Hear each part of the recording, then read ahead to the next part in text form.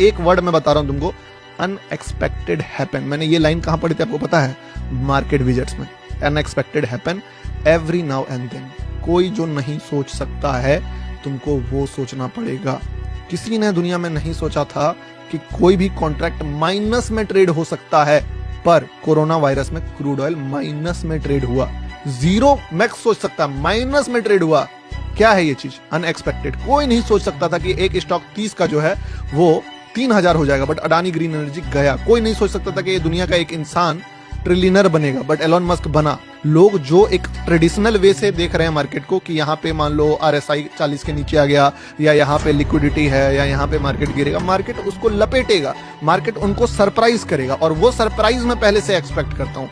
जो आदमी ये जानता है कि unexpected happen every now and then, वो ही इस मार्केट का राजा बनेगा। वही इस मार्केट को उस लेवल पे डिकोड कर पाएगा जो फिर कोई और नहीं कर सकता है।